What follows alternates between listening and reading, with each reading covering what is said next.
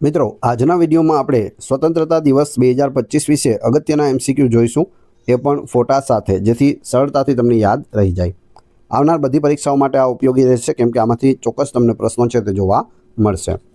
છેલ્લે તમારી ટેસ્ટ પણ લેવામાં આવે છે. આ વિડીયોની અંદરથી ત્યાં પ્રશ્નો પૂછાય છે, તો વ્યવસ્થિત વિડીયો જુઓ અને ટેસ્ટ આપી તમે તમારું નોલેજ પણ ચેક કરી શકો છો. એ સિવાય ફ્રીમાં આની પીડીએફ પણ તમને પ્રોવાઈડ કરાવવામાં આવશે. તો જોઈએ ખૂબ જ અગત્યનો આ વિડીયો.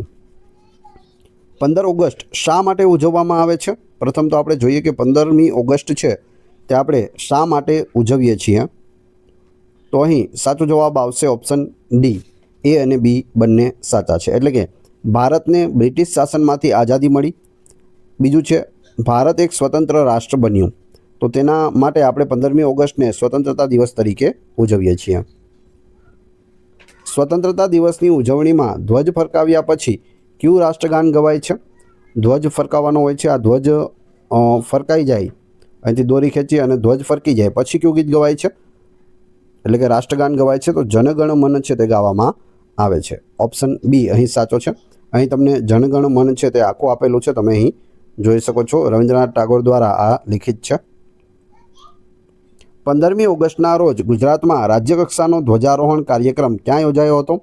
તો ગુજરાતની વાત છે, કેમ કે જે કેન્દ્ર લેવલનો છે તે તો હંમેશા દિલ્હીમાં જ હોય છે, લાલ કિલ્લા પર, પરંતુ આ રાજ્યકક્ષાનો છે તે દર વખતે બદલાતો રહેતો હોય છે. તો આ વખતે છે તે પોરબંદરમાં રાખવામાં આવ્યો હતો. ઓપ્શન સી સાચો જવાબ છે. તમે અહીં આપણા મુખ્યમંત્રી શ્રી ભૂપેન્દ્રભાઈ પટેલને જોઈ શકો અને સાથે વિકાસ સહાય પણ ઊભેલા છે. પોરબંદર યાદ રાખજો. જય હિન્દનો નારો કોણે આપ્યો હતો? જય હિન્દ જવાબ આવશે નેતાજી સુભાષચંદ્ર બોઝ. આ છે નેતાજી સુભાષચંદ્ર બોઝ. જય હિન્દનો નારો તેમણે આપ્યો. ચલો દિલ્હી પણ તેમણે જ આપેલો છે. 2025ના સ્વતંત્રતા દિવસની થીમ શું છે? તો જવાબ આવશે એ અને બી બંને, એટલે કે નયા ભારત અને ન્યૂ ઇન્ડિયા. હિન્દીમાં કહીએ તો નયા ભારત, ઇંગ્લિશમાં કહીએ તો ન્યૂ ઇન્ડિયા. ઓપ્શન સી અહીં સાચો જવાબ છે. સ્વતંત્રતા દિવસ પર લાલ કિલ્લા પર ધ્વજ ફરકાવવાની શરૂઆત કયા વર્ષથી થઈ? આની શરૂઆત છે તે પ્રથમથી જ, એટલે કે જ્યારે આપણે આઝાદ થયા ત્યારથી જ 15 ઓગસ્ટ 1947ના રોજથી થઈ હતી. તમે અહીં જોઈ શકો, પ્રથમ વખત છે તે ધ્વજ ફરકાવવામાં આવ્યો. 15 ઓગસ્ટ 1947ના રોજ વાગતા ધ્વનિનો મુખ્ય સ્ત્રોત કયા સંગીતકારનું શરણાઈ વાદન હતું?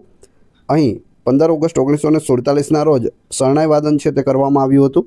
તમે અહીં જોઈ શકો. કોણ હતા? ઉસ્તાદ બિસ્મિલ્લા ખાન.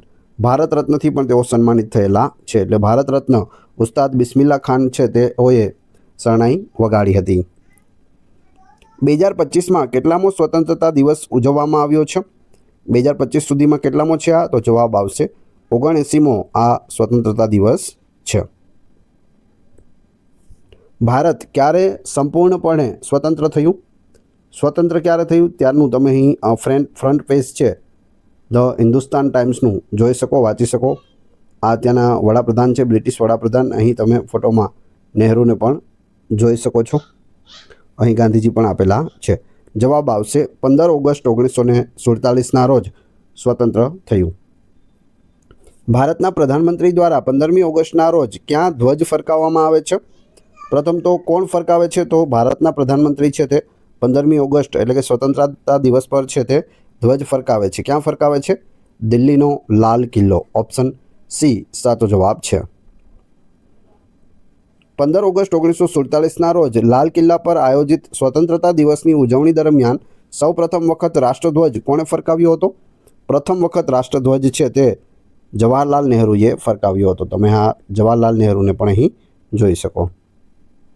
સ્વતંત્રતા દિવસે લાલ કિલ્લા પર સૌથી વધુ 17 વખત ધ્વજ ફરકાવવાનો રેકોર્ડ કોના નામે છે? તો સૌથી વધુ જે સમય માટે વડાપ્રધાન રહ્યા છે તે એટલે કે જવાહરલાલ નહેરુ. ઓપ્શન ડી સાચો જવાબ છે. સૌથી વધુ વખત 12 વખત ધ્વજ ફરકાવવાનો રેકોર્ડ બનાવનાર પ્રથમ બિન કોંગ્રેસી વડાપ્રધાન કોણ છે? જો અહીં બિન કોંગ્રેસી વડાપ્રધાન પૂછેલું છે. જવાહરલાલ નહેરુ છે તે કોંગ્રેસના હતા, કોંગ્રેસી વડાપ્રધાન હતા. બિન કોંગ્રેસી પૂછેલું છે, જવાબ આવશે નરેન્દ્ર મોદી. ઓપ્શન એ સાચો જવાબ છે. ભારતને કયા કાયદા હેઠળ સ્વતંત્રતા આપવામાં આવી હતી? તો એ કાયદો હતો ભારતીય સ્વતંત્રતા અધિનિયમ 1947. 1947માં 15મી ઓગસ્ટના રોજ સ્વતંત્રતા દિવસ પર ભારતના વિવિધ રાજ્યોમાં રાષ્ટ્રધ્વજ કોણ ફરકાવે છે? તો જવાબ આવશે મુખ્યમંત્રી છે તે રાષ્ટ્રધ્વજ ફરકાવતા હોય છે. દરેક રાજ્યમાં મુખ્યમંત્રી ફરકાવે છે અને કેન્દ્રમાં છે તે વડાપ્રધાન રાષ્ટ્રધ્વજ ફરકાવે છે. અહીં સ્વતંત્રતા દિવસ એટલે કે 15મી ઓગસ્ટની વાત છે. જો 26મી જાન્યુઆરી હોય ગણતંત્ર દિવસ, તો ત્યારે દરેક રાજ્યમાં રાજ્યપાલ છે તે રાષ્ટ્રધ્વજ ફરકાવે છે અને કેન્દ્રમાં છે તે રાષ્ટ્રપતિ રાષ્ટ્રધ્વજ ફરકાવે છે. તો એ બંને યાદ રાખજો. આગળ જોઈએ. 15 ઓગસ્ટ 1947ના રોજ ભારતની સ્વતંત્રતાની ઘોષણા કોણે કરી હતી? તો અહીં ઓપ્શન આપેલા છે, તેમાંથી સાચો જવાબ છે લોર્ડ માઉન્ટબેટન, ઓપ્શન સી. આ છે લોર્ડ માઉન્ટબેટન. જ્યારે આપણે આઝાદ થયા ત્યારે લોર્ડ માઉન્ટબેટન હતા અને તેમણે ભારતની સ્વતંત્રતાની ઘોષણા છે તે કરી હતી. વિદેશી ધરતી પર ત્રિરંગો ફરકાવનાર પ્રથમ ભારતીય કોણ હતા?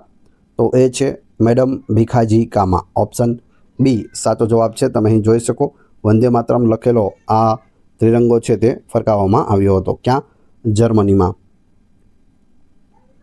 ભારતની સ્વતંત્રતા સમયે બ્રિટિશ વડાપ્રધાન કોણ હતા?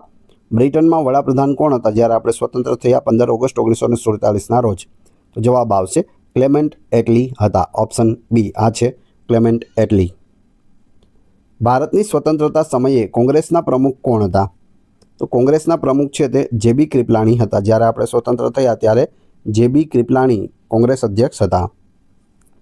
ભારતના વર્તમાન રાષ્ટ્રધ્વજની રચના કોણે કરી હતી? જે આપણો હાલમાં ત્રિરંગો છે, રાષ્ટ્રધ્વજ છે, તેની રચના પિંગલી વેંકૈયા દ્વારા કરવામાં આવી છે. તમે અહીં જોઈ શકો, આ છે પિંગલી વેંકૈયા. ભારતના ત્રિરંગા ધ્વજમાં ચરખાની જગ્યાએ ચક્ર ક્યારે અસ્તિત્વમાં આવ્યું? તો અહીં ચરખો હતો, તેમાંથી ચક્ર છે તે લગાવવામાં આવ્યું. તો ક્યારે લાગ્યું? જવાબ આવશે 1931માં ચક્ર છે તે લગાવવામાં આવ્યું હતું. ત્યાં સુધી શું હતું? ચરખો હતો. અહીં તમે જોઈ શકો 1906માં, 1907માં, 1917માં, 1921માં, 1931 અને છેલ્લે 1947માં આ રીતે બદલાવ થયા છે અને તેમાં આ છેલ્લે છે તે અત્યારે આપણી પાસે ફાઇનલ ત્રિરંગો છે.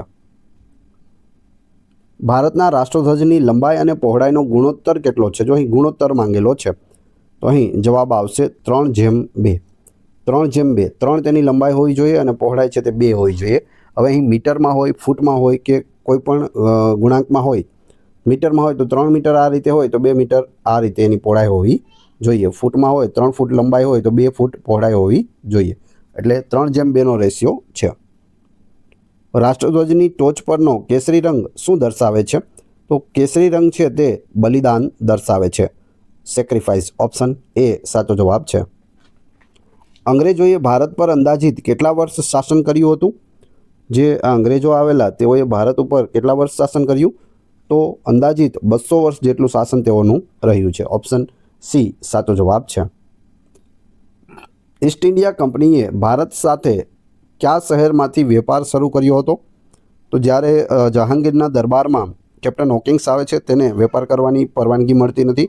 ત્યારબાદ સર ટોમસ રો આવે છે જહાંગીર પાસે અને મુગલ વંશના જહાંગીર છે તે સર ટોમસ રોને વેપાર કરવાની પરવાનગી આપે છે અને પ્રથમ થાણું છે તે સુરતમાં નાખવામાં આવે છે, ગુજરાતના સુરતમાં. તો અહીં જવાબ આવશે સુરત. સ્વતંત્ર ભારતના પ્રથમ અને છેલ્લા ભારતીય ગવર્નર જનરલ કોણ હતા? પ્રથમ અને છેલ્લા ભારતીય ગવર્નર જનરલ ચક્રવર્તી રાજગોપાલાચારી હતા. આ છે ચક્રવર્તી રાજગોપાલાચારી. પ્રથમ જે ભારત રત્ન એવોર્ડ આપવામાં આવ્યો તેમાંના એક છે. પ્રથમ 3 વ્યક્તિને ભારત રત્ન પુરસ્કાર છે તે મળ્યો હતો. તેમાંના એક છે ચક્રવર્તી રાજગોપાલાચારી, સીવી રામન અને ત્રીજા છે સર્વપલ્લી રાધાકૃષ્ણન. રાષ્ટ્રધ્વજના 3 રંગો શું દર્શાવે છે? તો 3 રંગો છે કેસરી, સફેદ અને ગ્રીન. 3 રંગો છે તે શું દર્શાવે છે? બલિદાન, શાંતિ અને સમૃદ્ધિ. બલિદાન, શાંતિ અને સમૃદ્ધિ. તો 3 યાદ રાખજો. અહીં ઇંગ્લિશમાં બધા જ આપેલી છે ડિટેલ, તમે જોઈ શકો. હવે તમારી ટેસ્ટ, જે આપણે વિડીયો જોયો તેમાંથી તમને અહીં પ્રશ્નો પૂછવામાં આવે છે, જેના જવાબ તમારે ક્રમશઃ કમેન્ટ બોક્સમાં આપવાના છે. તે પછી આપણે આની PDF કઈ રીતે મળશે તે પણ જાણીશું. વિડીયો પસંદ આવી રહ્યો હોય તો લાઇક, કોમેન્ટ, શેર અને સબસ્ક્રાઇબ કરવાનું ના ભૂલશો. આ ચેનલ ઉપર ઘણા બધા વિડીયો અવેલેબલ છે. તમે ચેનલના નામ ઉપર ક્લિક કરી વિડીયોમાં જઈ બધા જ લેટેસ્ટ વિડીયો જોઈ શકો છો. ટેસ્ટમાં પ્રથમ પ્રશ્ન છે, સ્વતંત્રતા દિવસની ઉજવણીમાં ધ્વજ ફરકાવ્યા પછી કયું રાષ્ટ્રગાન ગવાય છે? 4 ઓપ્શન આપેલા છે, કમેન્ટ બોક્સમાં જવાબ આપી દેજો. બીજો પ્રશ્ન, 15મી ઓગસ્ટના રોજ સ્વતંત્રતા દિવસ પર ભારતના વિવિધ રાજ્યોમાં રાષ્ટ્રધ્વજ કોણ ફરકાવે છે? અને 3, ભારતની સ્વતંત્રતા સમયે કોંગ્રેસના પ્રમુખ કોણ હતા? ફોટો આપેલો છે, 4 ઓપ્શન આપેલા છે. 3 પ્રશ્નોના જવાબ તમારે ક્રમશઃ કમેન્ટ બોક્સમાં આપવાના છે. વાત કરીએ પીડીએફની, તો આ વિડીયોની ફ્રી પીડીએફ ટેલિગ્રામ અને વોટ્સઅપ ગ્રુપમાં મળશે, જેની લિંક ડિસ્ક્રિપ્શનમાં આપેલી છે. ત્યાં તમને ડેઇલી અપડેટ પ્લસ રોજે રોજ નવી પીડીએફ છે તે આપવામાં આવે છે. આશા રાખું છું આપને વિડીયો પસંદ આવ્યો હશે. મળીએ છીએ નવા વિડીયોમાં. ધન્યવાદ.